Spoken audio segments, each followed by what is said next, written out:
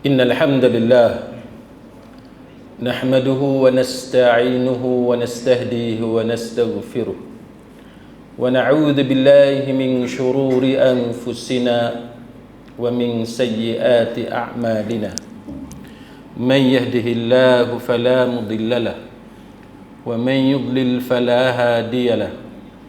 Ashhadu an la ilaha illallah wahdahu la sharika lahu wa ashhadu anna Muhammadan abduhu wa rasuluh. Allahumma salli wa sallim ala Muhammad wa ala alihi wa sahbihi wa tabi'in bi ihsanin ila yaumiddin. Amma ba'd. Rabbi shrah li sadri wa yassir li amri wahlul 'uqdatam min lisani yafqahu qawli.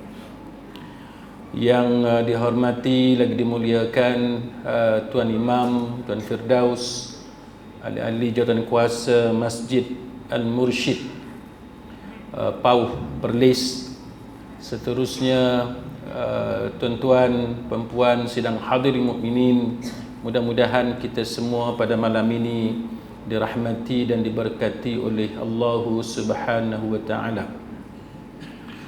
Pada malam ni saya akan membicarakan berkenaan dengan perkembangan terkini konflik Palestin-Israel. Untuk pengetahuan tuan-tuan sekalian, beberapa hari ini telah timbul satu surat yang sebenarnya bukan baru.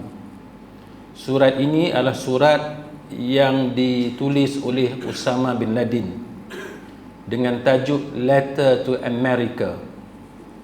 Sebenarnya surat ini telah disiarkan dalam media-media di Eropah, di Amerika dan sebagainya, khususnya oleh media ataupun akhbar di Observer, termasuk The Guardian di UK dan sebagainya.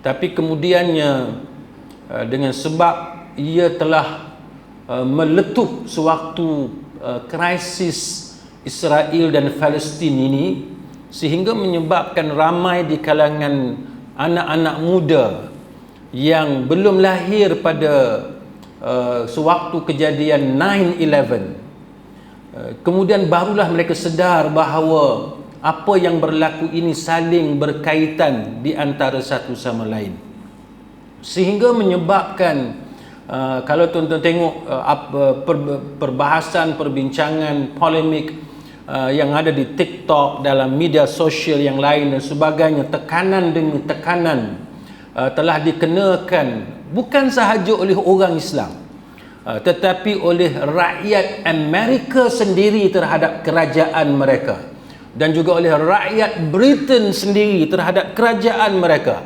Kerana kita tahu bahawa Britain dan Amerika merupakan antara penyokong kuat dan pelindung kepada Israel yang ada pada hari ini.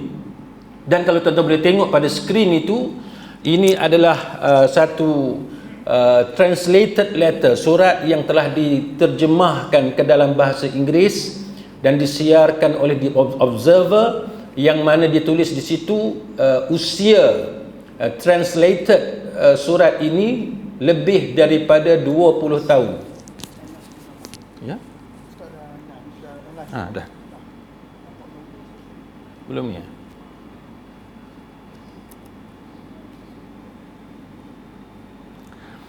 Baik. Kalau tuan-tuan lihat dalam surat ni, kecil ke kat depan? Okey dah? Okey. Baik. Baik, kalau tuan-tuan lihat dalam surat ini menceritakan apa yang cuba disampaikan oleh Osama bin Laden kepada rakyat Amerika khususnya. Baik, surat ini disiarkan dalam akhbar The Observer pada hari Ahad 24 November tahun 2002. Sekarang kita berada pada tahun 2023. Surat ini disiarkan oleh akhbar The Observer pada tahun 2002. Baik. Dalam surat ini dia bermula dengan in the name of Allah, the most gracious, the most merciful. maknanya iaitu Bismillahirrahmanirrahim. Maka Osama bin Laden dia memulakan dengan surah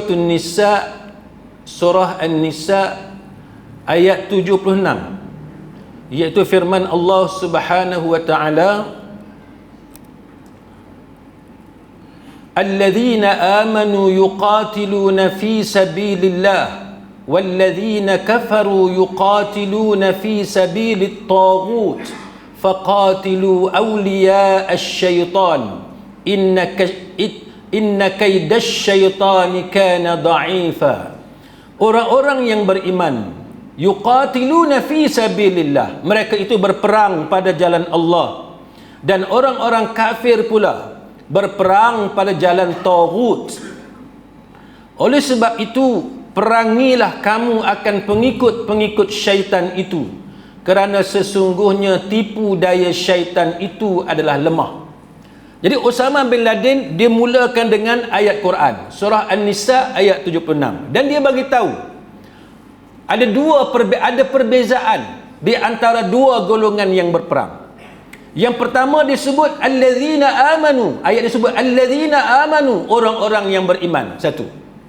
Yang kedua wallazina kafaru, dan golongan yang kafir, orang-orang yang kafir. Yang mana apa perbezaan dia? Itu orang yang beriman dia berperang yuqatiluna fi sabilillah, atas jalan Allah Taala. Nanti tuan-tuan akan tengok apa beza golongan yang berperang pada jalan Allah dengan golongan yang berperang fi sabilit taghut, golongan yang berperang di atas jalan taghut. Baik. Kemudian dalam surat ini disebut pula, iaitu ayat yang kedua surah Al-Hajj, Baik.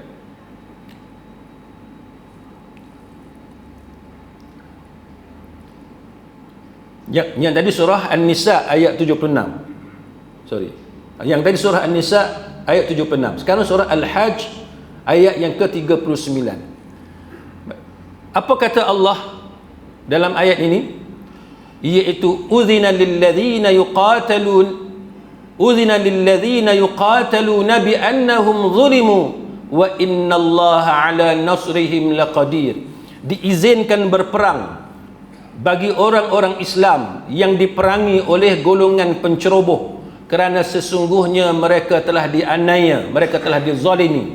Bi annahum zulimu, kerana mereka telah dizalimi, dan sesungguhnya Allah amat berkuasa untuk menolong mereka mencapai kemenangan. Baik. Tuan-tuan tengok. Apa beza di antara mereka dengan kita? Surat Osama bin Laden ini telah cuba dipadamkan. Termasuk sebagaimana yang saya sebut, The Guardian dan sebagainya telah padamkan daripada website mereka.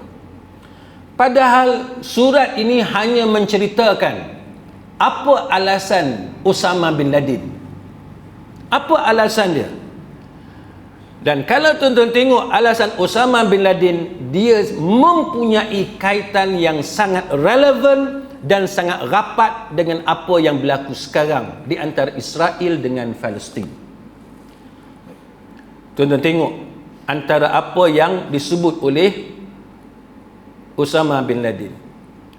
Dia kata, while seeking Allah's help, we form our reply based on two questions directed at the Americans.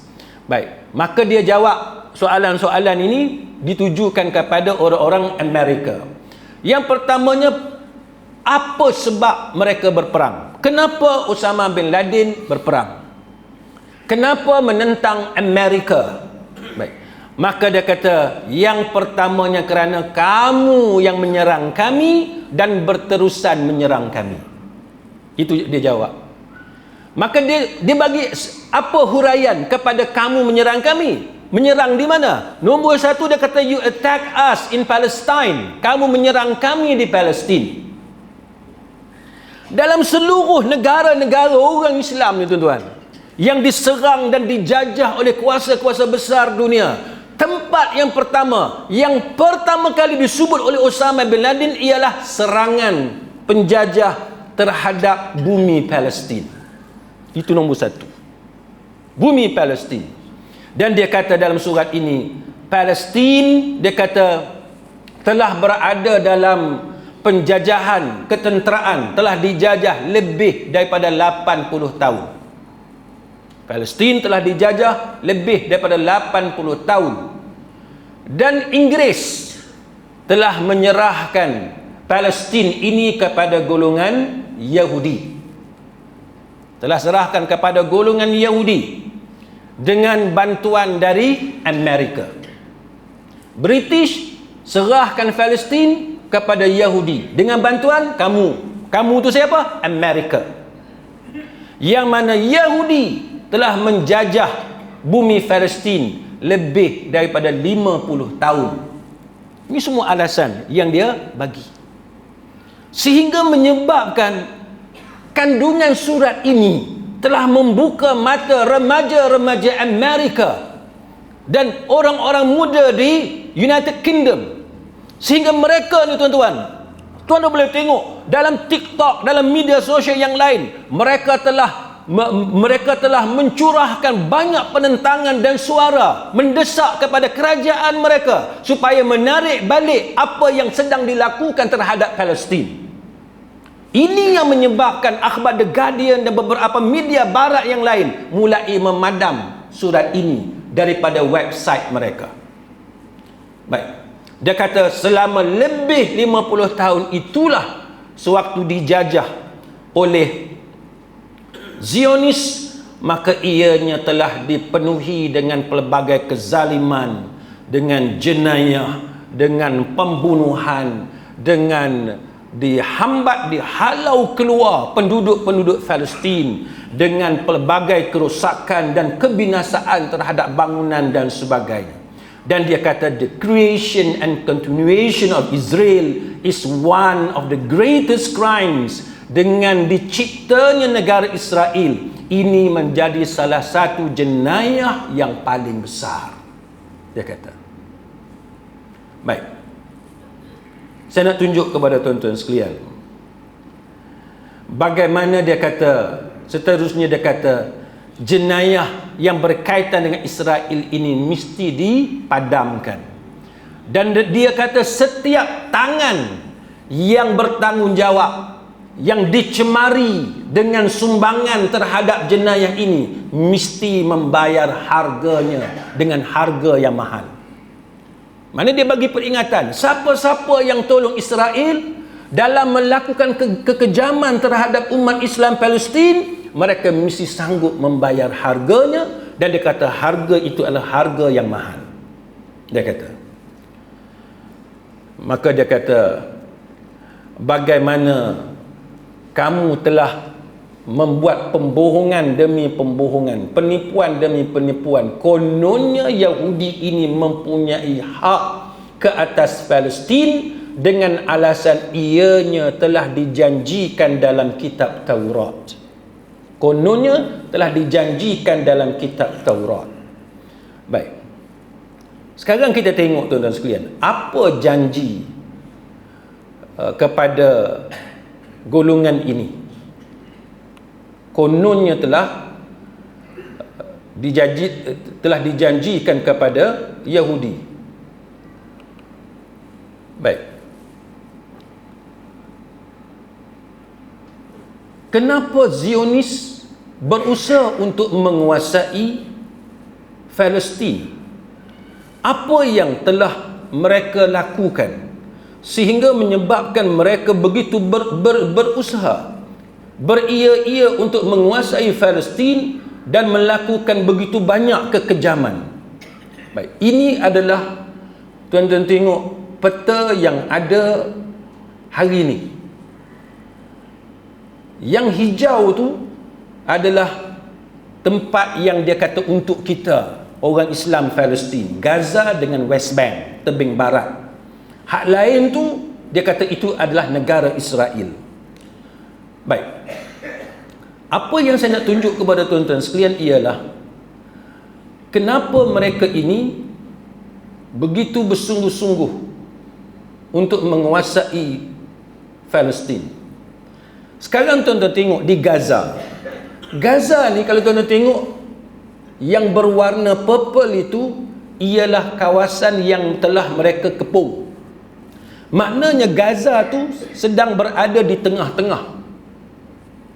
Kalau tuan-tuan tengok yang di bahagian bawah itu adalah yang dinamakan sebagai Israel.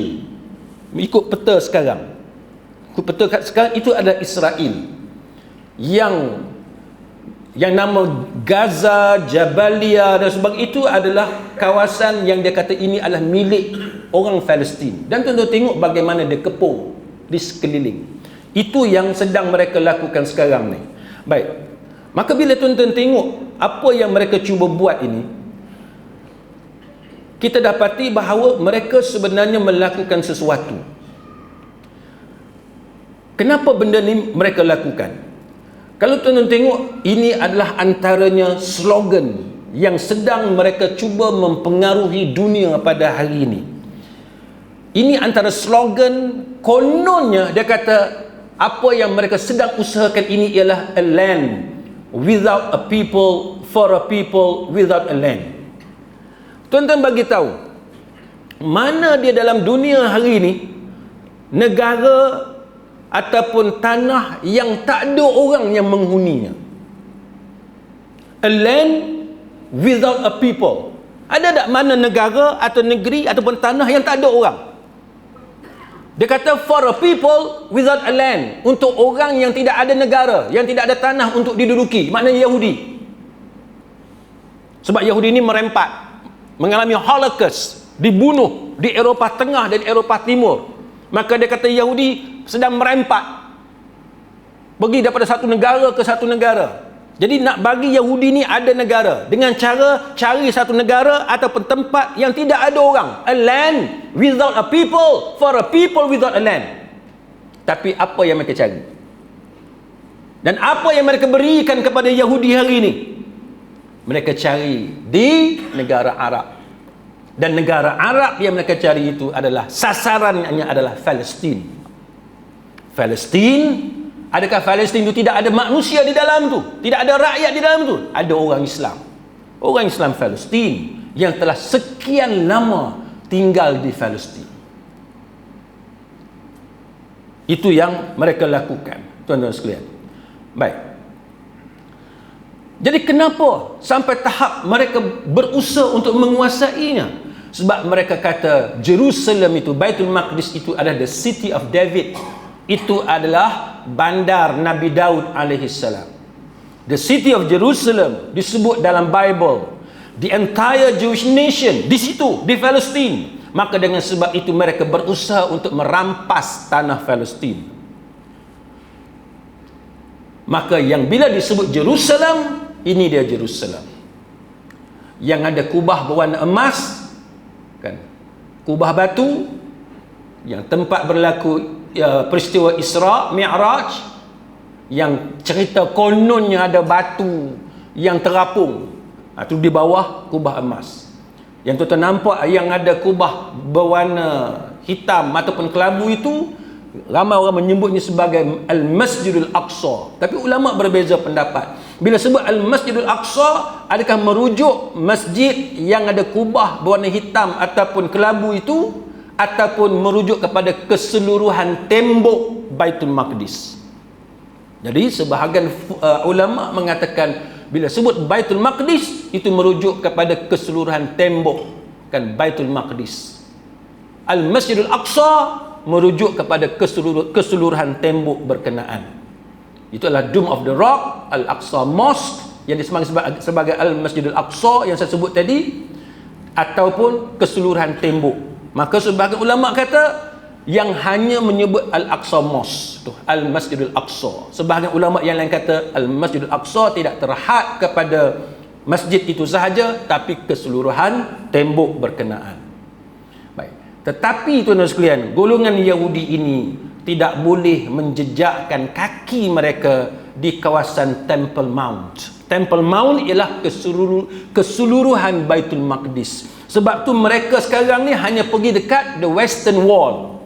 dan tebing barat, tembok barat ataupun tembok ratapan. Mereka pergi setakat itu sahaja. Itu yang dilakukan oleh orang-orang Yahudi sekarang. Kenapa? Sebab dia kata, according to Torah law, entering the Temple Mount area is strictly forbidden due to the holiness of the site. Dia kata dengan sebab sucinya tempat tu, maka mereka tak boleh menjejakkan kaki dalam Al-Masjidil Aqsa ataupun dalam kompleks Baitul Maqdis. Ini ialah gambar tembok ratapan. Jadi orang Yahudi hanya pergi di kawasan ini sahaja buat masa ini. Ini adalah Presiden Amerika yang bersembahyang di tembok ratapan, termasuk siapa ni? Barack Obama. Baik, Barack Obama, wartawan telah mengambil salah satu doa yang dia masukkan dalam celah-celah tembok itu. Dia kata, Lord, protect my family and me, forgive me my sins, and help me guard against pride and despair, dan sebagainya disebut. Itu antara doa yang ditulis oleh Barack Obama dan dia letakkan di celah-celah batu tembok ratapan. Baik. Dan ini ialah apa yang dipanggil sebagai roti yang dimakan oleh orang-orang Yahudi, iaitu unleavened bread, roti yang tidak dibubuh bahan penaik, supaya generasi muda tahu bahawa mereka hidup menderita jikalau mereka tidak ada negara atau negara dikuasai oleh orang lain. Ini disebut dalam Old Testament, Exodus ayat 14 hingga 15. This is a day you are to commemorate for the generations to come. You shall celebrate it as a festival to the Lord, a lasting ordinance. For 7 days you are to eat bread made without yeast. Makan roti yang tidak dibubuh yeast, supaya dia tahu bahawa bila kita hidup dalam keadaan tidak ada kerajaan, tidak ada kuasa, kita akan hidup dalam keadaan susah. Ini yang diajar arti perjuangan oleh orang-orang Yahudi kepada anak-anak mereka. Dan mereka pakai tefillin di atas kepala to give their mind to God. Ingat Tuhan. Pakai tube tu atas kepala. Tali tu sampai di bahagian lengan. Tefillin tied to left arm and hand to give their heart to God. Untuk bagi hati ini kepada Tuhan. Dan dalam tefillin itu, ni bentuk tefillin pada jarak yang dekat. Dia ada 4 bahagian, 4 partition dalam kotak tersebut. Dia ada ayat-ayat dalam Exodus, dalam chapter Exodus, yang menceritakan tentang bagaimana mereka telah dihalau keluar dari Mesir dan apa tanggungjawab setiap Yahudi untuk mendidik anak-anak mereka tentang hal ini. Itu realiti dia, tuan-tuan sekalian, yang saya boleh tunjuk kepada tuan-tuan sekalian. Baik, sekarang ni apa yang kita perlu lihat dengan keadaan yang berlaku, tuan-tuan sekalian? Osama bin Laden dia kata apa? Dia kata sekarang ni orang Yahudi dia nak bagi tahu kepada semua orang cerita-cerita bohong. Cerita-cerita bohong. Dia kata sedangkan the people of Palestine are pure Arabs. Sedangkan orang Palestin ni memang orang Arab tulen dan orang yang asalnya ahli kitab yang beriman kepada Taurat. Tuan-tuan tahu, bila sebut Yahudi ni, dia ada 2 perkataan yang tuan-tuan kena tahu. Quran dan hadis menggunakan kedua-dua perkataan ni. Satu Yahudi, satu lagi Bani Israel. Bila sebut Yahudi, kebiasaannya konotasi negatif. Maknanya biasanya nak cerita pasal jahat, pasal lawan Tuhan, pasal bunuh Nabi, pasal dosa, pasal tidak mau beriman kepada Taurat, tidak mau beriman kepada Nabi. Ni cerita dengan sebut nama Yahudi. Tapi Yahudi juga, tapi kita panggil Bani Israel. Jikalau Quran atau hadis dia nak cerita pasal Bani Israel atau orang Yahudi yang beriman kepada Nabi Musa AS, yang tunduk kepada perintah Tuhan, kepada perintah Allah, yang terima beriman kepada Taurat, biasanya menggunakan perkataan Bani Israel. Maka umat Islam Palestin yang ada pada hari ini, mereka adalah berketurunan Bani Israel yang beriman kepada Nabi Musa AS. Makna kalau kita sebut tentang cerita kisah Bani Israel yang dihalau dari Mesir, siapa yang dihalau dari Mesir? iaitu yang beriman kepada ajaran Musa alaihi salam. Zionis yang menjajah Palestin hari ini bukan golongan yang beriman kepada Taurat. Taurat yang ada pada hari ini adalah Taurat yang telah diubah dengan tangan-tangan jahat Yahudi yang enggan beriman kepada Nabi Musa alaihi salam. Maka sebab tu tuan-tuan, Osama bin Laden kata yang original, yang asalnya ahli kitab yang beriman kepada kitab yang diturunkan oleh Allah adalah orang Palestin pada hari ini. Golongan Bani Israel dulu yang beriman kepada Nabi Musa alaihi salam. Dia kata. Maka dia kata, it is the Muslims who are the inheritors of Moses, peace be upon him. Dia kata orang Islam hari inilah yang merupakan pewaris, yang mewarisi ajaran Nabi Musa alaihi salam.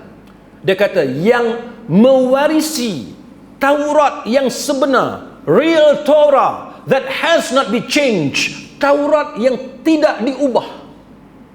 Taurat yang ada hari ini yang dipanggil sebagai Old Testament adalah Taurat yang telah diubah. Maka siapa yang beriman kepada Taurat yang tidak diubah? Kita orang Islam. Taurat yang ada pada hari ini kita menolaknya, kita tidak menerimanya sebab dia telah diubah oleh tangan-tangan ketua agama mereka yang tidak mau menerima ajaran Nabi Musa alaihi salam. Baik, maka dia kata orang-orang Islam percaya kepada semua nabi-nabi termasuk Abraham, Moses, Jesus dan Muhammad. Beriman kepada Nabi Ibrahim alaihissalam, Nabi Musa alaihissalam, Nabi Isa alaihissalam dan Muhammad sallallahu alaihi wasallam. Kemudian dia kata apa? Dia kata apabila orang Islam menguasai Palestin dan menghalau keluar Roman, orang-orang Rom, tentera Rom, Palestin dan Baitul Maqdis kembali kepada Islam yang merupakan agama semua nabi-nabi dan rasul-rasul alaihimussalatu wassalam. Maka dia kata bila nak bercakap pasal historical right to Palestine, dia kata tak boleh kita nak guna perkataan itu terhadap umat Islam. Kononnya umat Islam ni merampas tanah Palestin. Dia kata tak betul. Dia kata maka darah yang mengalir keluar daripada Palestin mesti dibalas. Dia kata mesti dibalas. You must know that the Palestinians do not cry alone. Dia kata kamu mesti tahu bahawa orang Palestin mereka tidak menangis berseorangan. Maknanya ada orang Islam lain yang akan membela mereka, mempertahankan darah mereka yang keluar. Dan dia kata their women are not widowed alone. Mereka takkan jadi balu seorang-seorang. Akan ada orang Islam lain yang mempertahankan nasib wanita-wanita Islam yang kematian suami-suami mereka. Their sons are not orphaned alone. Anak-anak mereka tidak akan menjadi yatim piatu bersendirian tanpa kami membela dan mempertahankan anak-anak kami yang kematian bapa-bapa dia. Ini yang kata surat Osama bin Laden. Dia kata apa yang dia buat ini sebagai membalas kejahatan yang kamu buat kepada anak-anak kami di Palestin, kepada isteri-isteri di Palestin yang kematian suami dia. Dan kamu menyerang kami di Somalia, kamu menyokong Rusia apabila Rusia melakukan kekejaman terhadap kami di Chechnya, apabila India melakukan kejahatan terhadap kami di Kashmir, dan apabila Yahudi melakukan keganasan terhadap kami di Lebanon. Maka dia buat panjang senarai dia, tuan-tuan sekalian. Sekarang kita tengok apa yang dimaksudkan dengan kekejaman tersebut.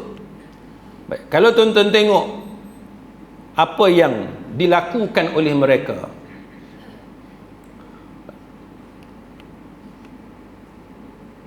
tuan-tuan lihat bagaimana laporan yang disiarkan oleh pihak Palestin.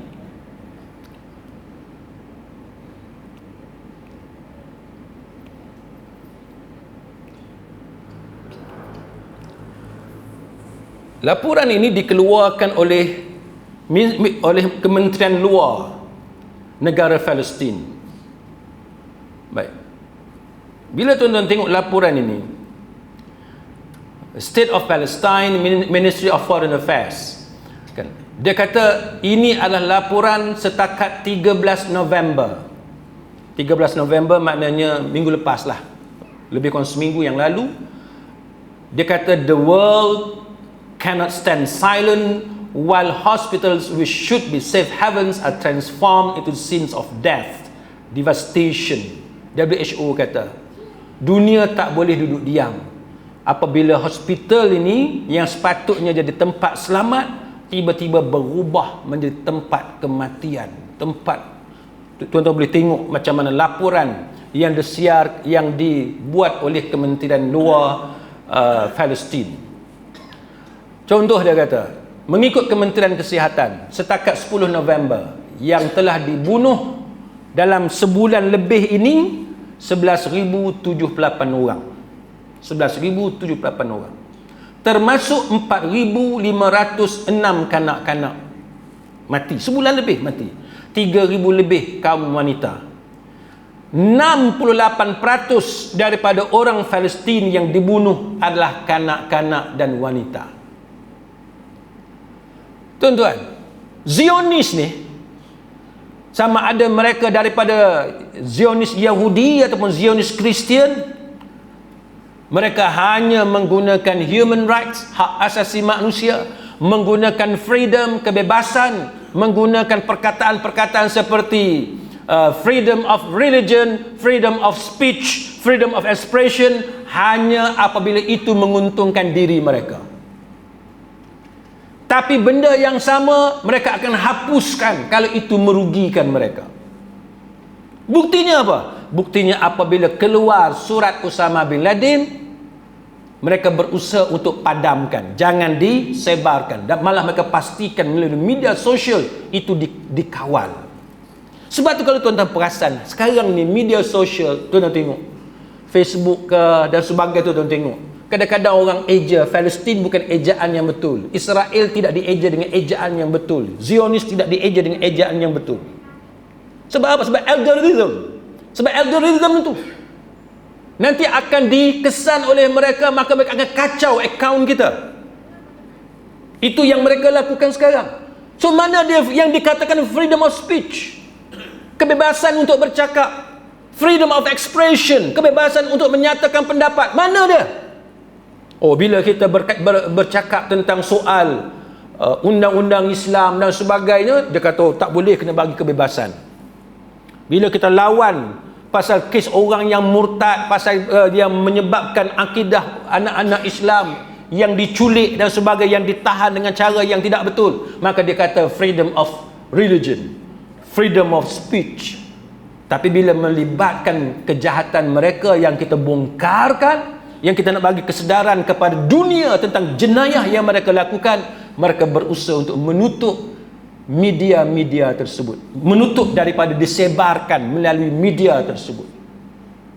Ini menunjukkan hipokrasi mereka. Bila pasal LGBTQ, oh dia kata itu adalah hak asasi manusia. Ikut orang lah, orang nak jadi gay ke, nak jadi lesbian ke. Tapi mereka lah yang membunuh kaum wanita, mereka lah yang membunuh kanak-kanak. Setakat ini, berdasarkan angka ini tuan-tuan, daripada yang mati semua tu 68%, dekat-dekat 70% adalah kanak-kanak dan juga kaum wanita. WHO kata apa? Average 160 kanak-kanak mati setiap hari. Palestin 160 orang kanak-kanak mati setiap hari. Mana dia yang kata hak asasi manusia? Mana dia? Jaminan kehidupan mana dia? Tidak ada jaminan kehidupan. Yang kata hak asasi, life, nyawa ni hak asasi yang paling besar tuan-tuan, yang paling utama. Tapi siapakah yang membunuh kanak-kanak ini? Kalau bukan Israel dengan bantuan dan senjata yang datang dari Amerika. Dan ikut kata Kementerian Kesihatan Palestin, dia kata setiap 10 minit satu orang kanak-kanak Palestin mati. menjadikan Gaza sebagai tanah perkuburan kepada ribuan kanak-kanak.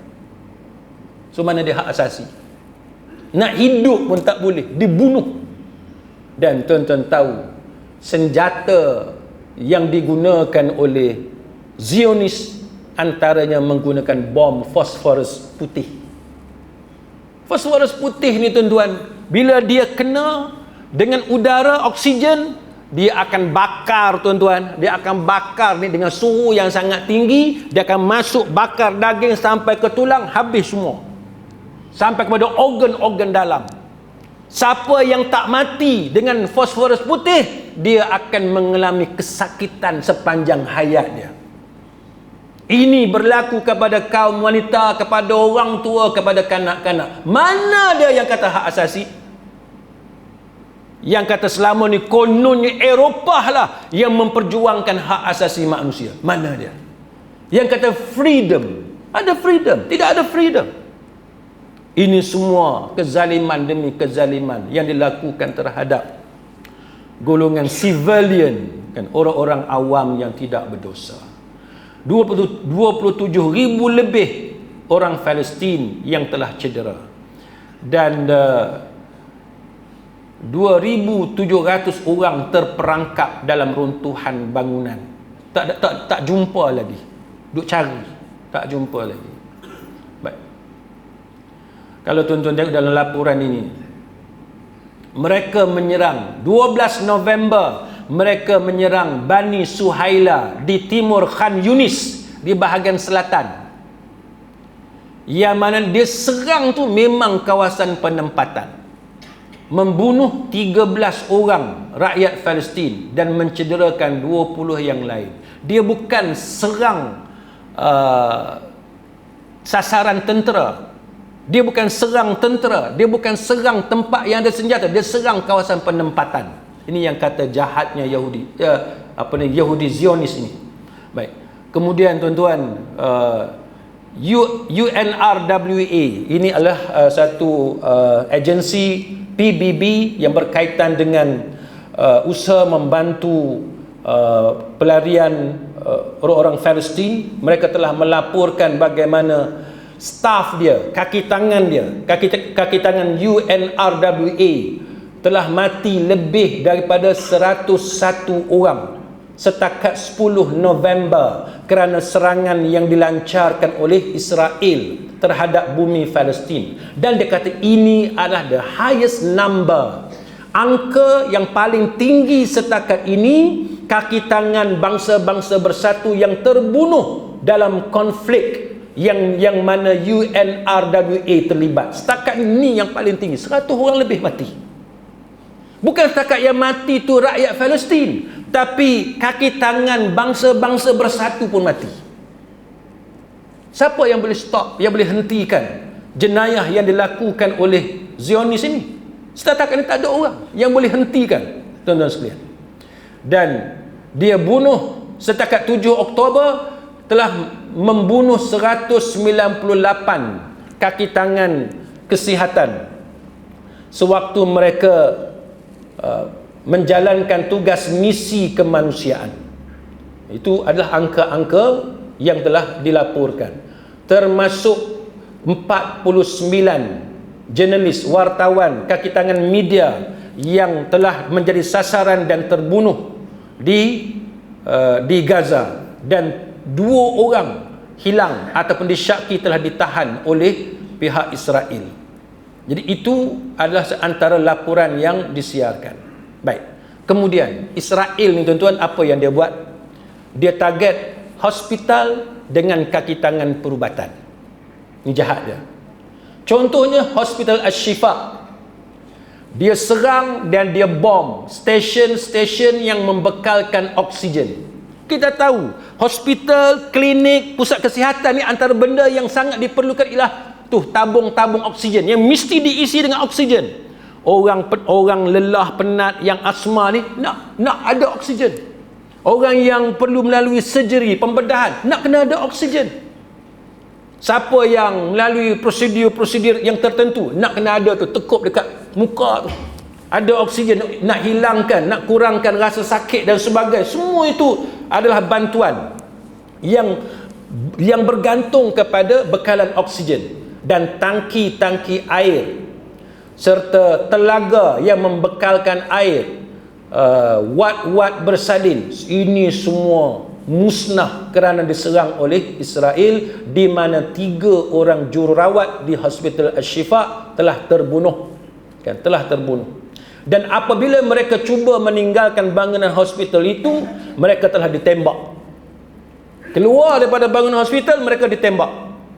Ini adalah contoh kejahatan yang dilakukan oleh tentera Zionis.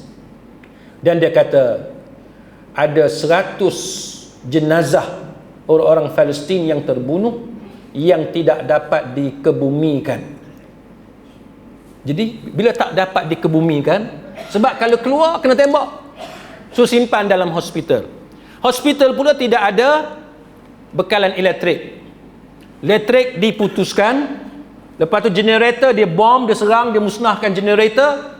So tidak ada langsung bekalan elektrik. Bila tidak ada langsung bekalan elektrik, apa yang berlaku tuan-tuan? Peti-peti sejuk yang menyimpan mayat ni tidak boleh berfungsi. Mayat bila nak simpan, dia kena ada peti sejuk. So bila tidak ada peti sejuk tuan-tuan, berdasarkan suhu yang diperlukan, apa yang berlaku pada mayat tadi? Dia akan membusuk. Maka itu akan menyebabkan kuman-kuman tersebar dalam bangunan hospital. Jadi hospital tidak lagi menjadi tempat yang selamat. Sini azan dulu ke? Azan dulu.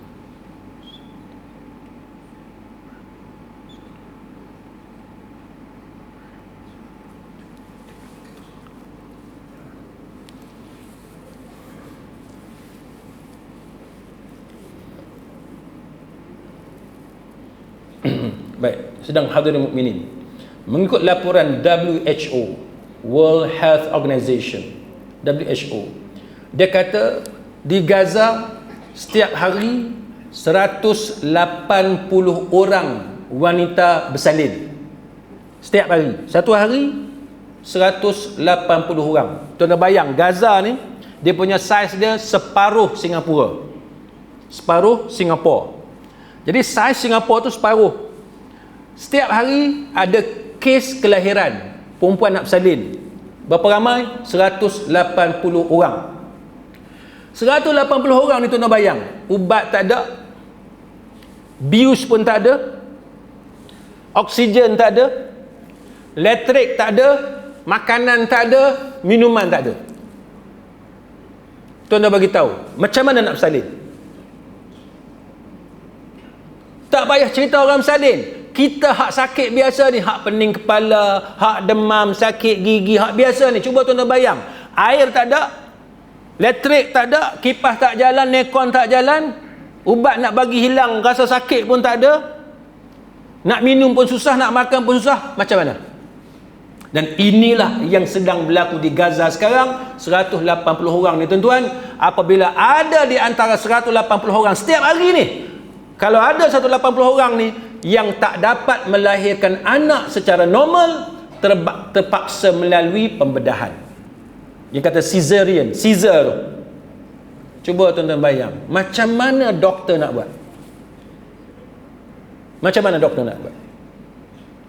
Laporan ni, kalau tuan-tuan Google tengok, tuan-tuan boleh tengok, bukan sahaja ini dilaporkan oleh media-media yang kata cenderung pada orang Islam macam Al Jazeera, Arabia dan sebagainya, tapi tuan-tuan boleh baca media barat juga melaporkan berita ni.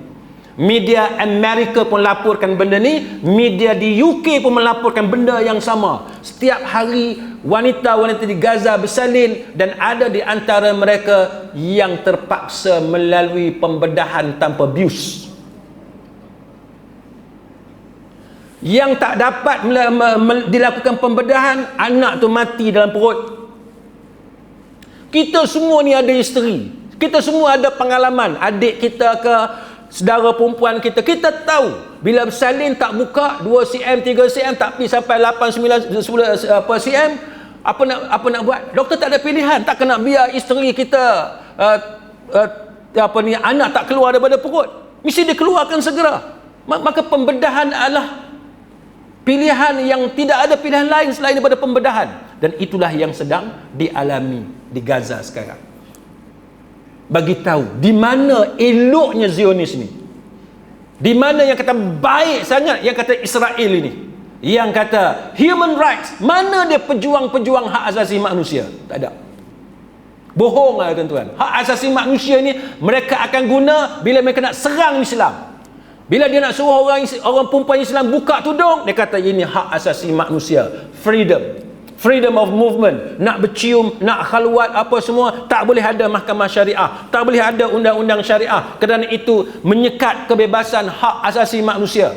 Mereka akan guna perkataan itu. Tapi apabila mereka bunuh orang Islam, bila mereka menafikan hak wanita Islam, hak orang Palestin untuk bersalin dengan bantuan perubatan, itu hilang perkataan hak asasi manusia.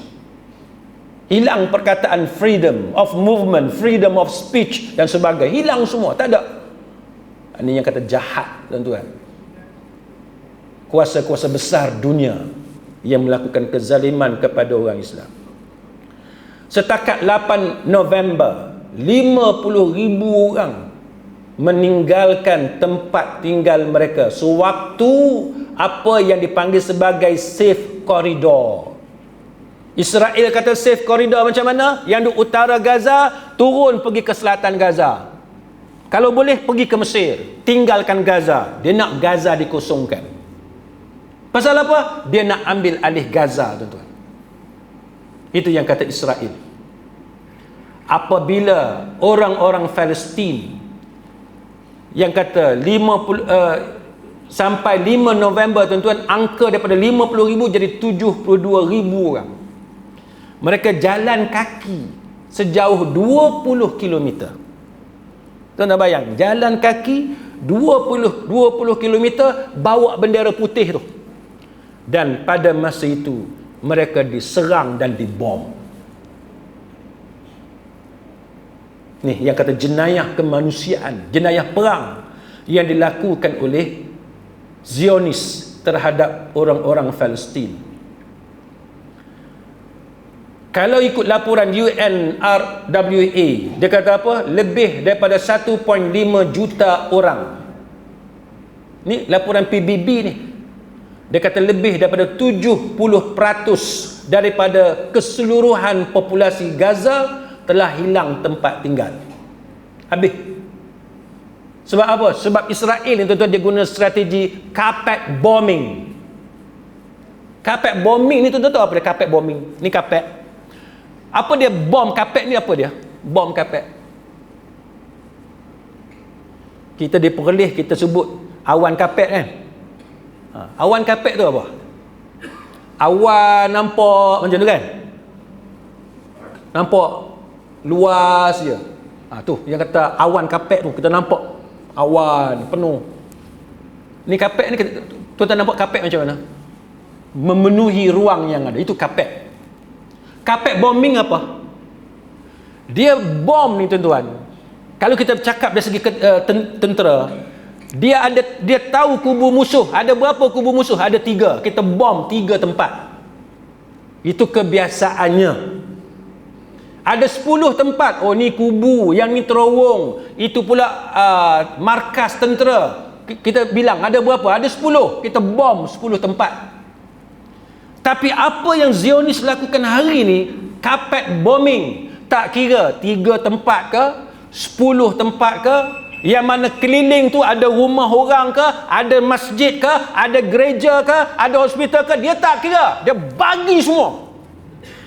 Yang menyebabkan yang musnah dan terbunuh ialah orang-orang awam. Orang yang ada dalam masjid terbunuh, orang yang ada dalam gereja terbunuh, padri mati, tu imam mati, orang sakit mati, doktor pun mati. Ini yang dilakukan oleh Zionis melalui apa yang dipanggil sebagai carpet bombing.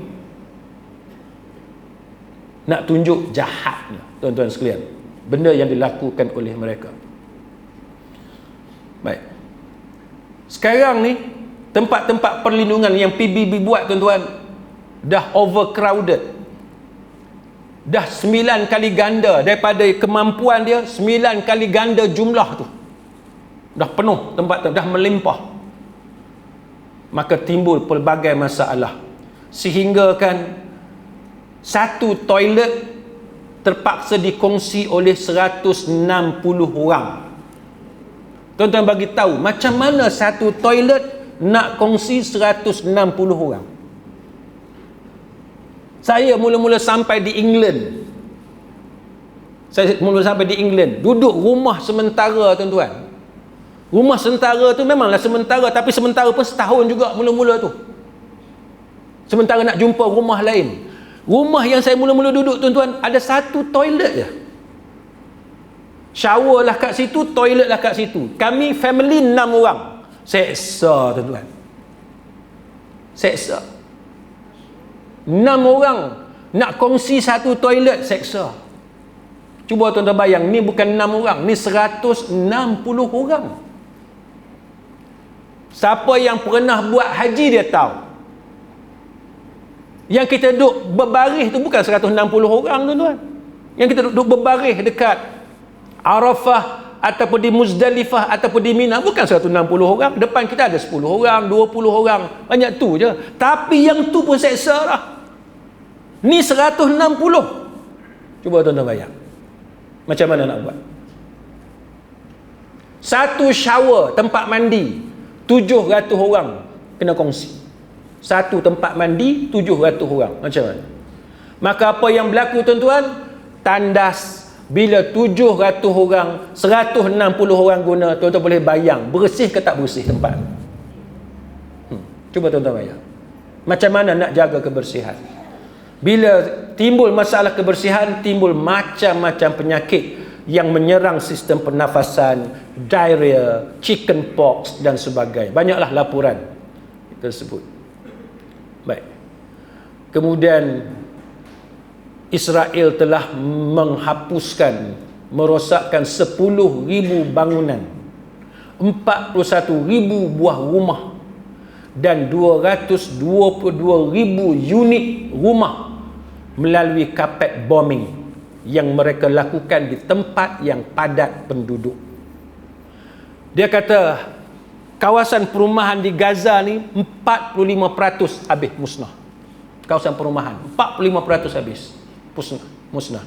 Dan setakat daripada 7 Oktober sehingga minggu lepas, tempat-tempat semayang, bukan sahaja masjid, gereja pun dimusnahkan. Masjid 70 buah masjid dan gereja 3 buah. Termasuk gereja Ortodoks Yunani di Gaza yang ketiga paling tua dalam dunia diserang oleh Zionis. Zionis dia tak kira, tuan-tuan, engkau Islam ke, engkau Kristian ke, engkau agama apa, dia tak kira, dia serang semua. Sebab apa? Sebab dia menggunakan apa yang dipanggil sebagai the Hannibal Directive. Hannibal Directive ni ialah satu arahan yang mana apabila mereka diserang dan tentera mereka ditahan, mereka akan pastikan tahanan itu takkan hidup. Sama ada ambil balik tahanan itu kepada kita ataupun kita bunuh semua sekali, walaupun kita terpaksa membunuh tentera kita sendiri. Maka bila dia buat lagu tu, tuan-tuan, tentera dia sendiri pun dia boleh bunuh, orang awam pun dia boleh bunuh, rakyat dia sendiri pun dia boleh bunuh. Maka apa yang dia nak heran, engkau Kristian ke, engkau Islam ke, engkau agama apa ke, dia bunuh semua melalui strategi ataupun arahan di Hannibal Directive. Ini benda yang dilakukan oleh Zionis sekarang. Jadi gereja Ortodoks Yunani pun dibom. Dan mereka telah memusnahkan 285 kemudahan-kemudahan pendidikan. Banyak yang mereka telah lakukan. Jadi apa yang mereka buat ini dia panggil sebagai collective punishment. Ini hukuman yang semua orang akan kena. Tidak ada apa yang dipanggil sebagai kemaafan. Tak ada. Walaupun engkau tak terlibat dengan tentera, engkau kena juga. Itu yang dilakukan oleh mereka. Maka kalau tuan-tuan tengok kepada apa yang dilakukan oleh mereka itu, tuan-tuan akan dapati bagaimana kandungan surat oleh Osama bin Laden ini mempunyai suatu kaitan dengan apa yang dilakukan oleh sebahagian di antara apa yang dipanggil sebagai pengganas. Kan sebenarnya kita bukan pengganas, kan? Sebenarnya kita bukan pengganas. Tetapi apabila mereka melakukan keganasan, maka itu tidak pula dipanggil sebagai pengganas. Maka dia kata apa, tuan-tuan? Dia kata bahawa these governments have surrendered to the Jews and handed them most of Palestine. Kan? Telah serahkan sebahagian besar daripada Palestin. Maka dia kata tugas kami ialah untuk menghapuskan kerajaan-kerajaan ini dan untuk mengambil semula Palestin. Dia kata nak ambil balik Palestin. Dan dia kata bahawa kamu telah mencuri kekayaan kami, kamu telah mencuri minyak kami dengan harga yang murah, kan, dengan menggunakan ancaman ketenteraan dan juga pengaruh antarabangsa. Dan dia kata ini adalah pencurian yang paling besar yang pernah disaksikan oleh sejarah kemanusiaan dalam dunia. Kalau tuan-tuan tengok apa yang berlaku ni, tuan-tuan tengok antaranya ialah berpunca daripada perebutan kekayaan minyak. Cerita pasal Iraq, kan, cerita pasal Sudan dan sebagainya, bagaimana kuasa besar dunia macam Amerika masuk dan lain-lain. Semua itu mempunyai kaitan dengan usaha mereka untuk menguasai minyak dunia. Dan dia kata bahawa tentera-tentera kamu telah menjajah negara kami, kamu telah membina kem-kem tentera, kan, kem-kem tentera dan sebagainya, kamu telah melakukan korupsi ke atas negara kami, kamu telah melindungi kepentingan Yahudi untuk memastikan penerusan kekuasaan kamu terhadap negara-negara umat Islam ini. Maka kamu lakukan benda-benda ini sehingga menyebabkan kebuluran berlaku kepada orang-orang Islam di Iraq, yang mana kanak-kanak di Iraq mati pada setiap hari. Dan dia kata bahawa lebih daripada 1.5 juta kanak-kanak Iraq telah meninggal dunia kerana sekatan yang telah dilakukan oleh Amerika. Amerika lakukan sekatan terhadap Iraq atas alasan apa, tuan-tuan? Kerana ada senjata pemusnah besar-besaran yang sampai hari ini terbukti itu hanya satu pembohongan. Bila dia melakukan sekatan terhadap Iraq, apa yang berlaku? 1.5 juta rakyat Iraq meninggal dunia dengan sebab sekatan tersebut. Dan dia kata, kamu Amerika, kamu tidak menunjukkan keprihatinan kamu terhadap kematian 1.5 juta kanak-kanak Iraq. Tapi bila 3,000 rakyat kamu meninggal dunia, mati, maka seluruh dunia bangkit dan sampai sekarang tidak duduk-duduk, dia kata. Dia rujuk kepada kematian orang Amerika selama 3,000 orang banding dengan kanak-kanak Iraq 1.5 juta. Dan dia kata bahawa sokongan kamu terhadap Yahudi untuk menjadikan Jerusalem ni Baitul Maqdis tadilah, untuk menjadikan Baitul Maqdis sebagai ibu kota mereka selama-lamanya, dan persetujuan kamu untuk memindahkan kedutaan di Jerusalem, di Baitul Maqdis, dan dengan pertolongan kamu dan perlindungan yang kamu berikan, Israel sedang merancang untuk memusnahkan Al-Aqsa.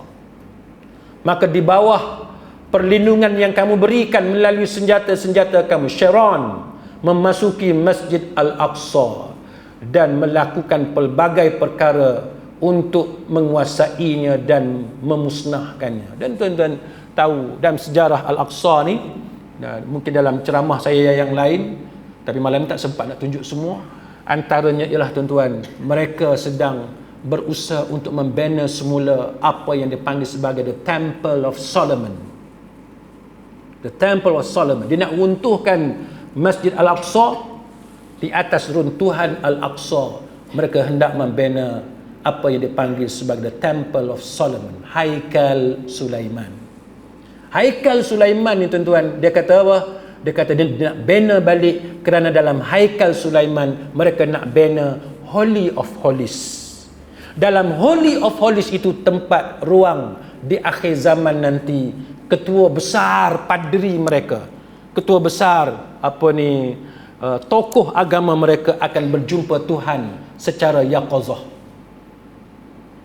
Yaqazah ni tuan-tuan bukan sahaja difatwakan sesat dalam agama kita, Yahudi pun ada yaqazah.